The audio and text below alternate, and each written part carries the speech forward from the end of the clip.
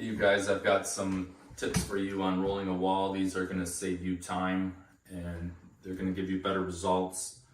I'm going to start out with showing you, I am a fan of a 14-inch roller pad. I think every homeowner should buy one.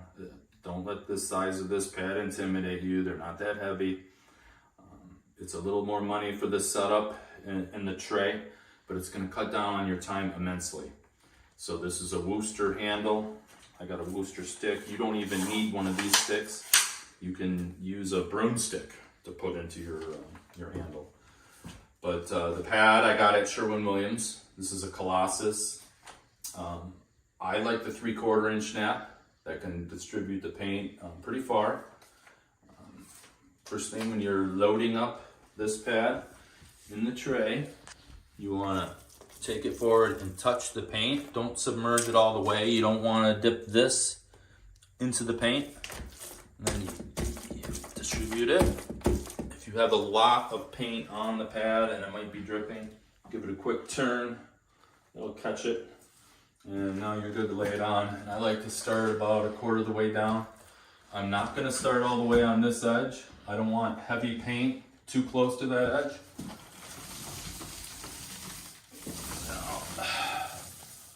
Coming out a little bit. I like to touch the tape at the base and get as close as I can on the ceiling. Now I'm coming back and working this paint to the wall, not touching the wall. I don't want to touch this wall. The end of the roller pad could make a funny swirl on this wall. So we work it in, now we're bringing it back. So you can see this is going pretty far. There is a lot of paint. You might think a 3/4 inch nap might be too heavy, but you can actually control the stipple that the pad leaves by how far you take the paint. So now we're approaching a plug. Notice we didn't cut around the plug. We don't need to. We got it taped off. It's going to be fine. So here I will roll right up to that plug. Now I got a lot of the paint off of the pad, so I got this little area right here. And I'm going top to bottom. I'm not breaking in the middle.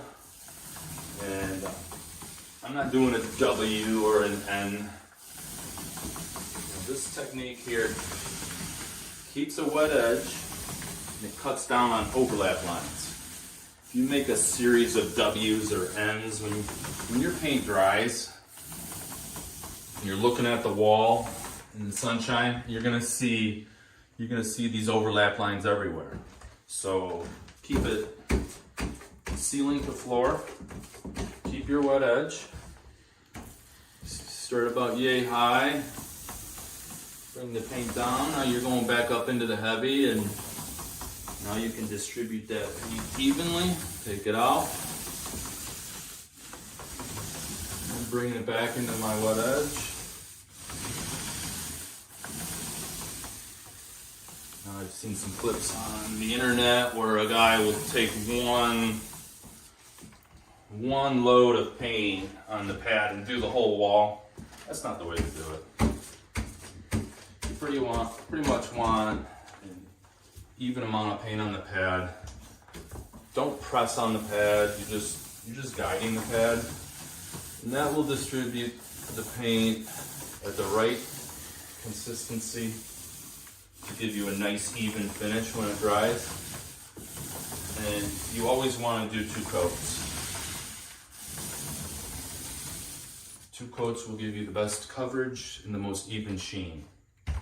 Now, I have a room here that's roughly 12 by 14, and I'm using a Benjamin Moore product, a Regal Eggshell. And this 1 gallon is gonna make this whole room twice. So if you have a bedroom and you're thinking, boy, this is gonna take a lot of paint, start out with 1 gallon. And if by chance you run out, then go buy another one, because this paint isn't cheap. This color yellow is an eggshell, so this paint goes a little bit further. If it's a flat, it might absorb the paint more, and you might go through some more paint. But like I said, I can usually make a single gallon get around a room this size twice. So hey, I hope these tips help you, and hey, good luck with your painting project.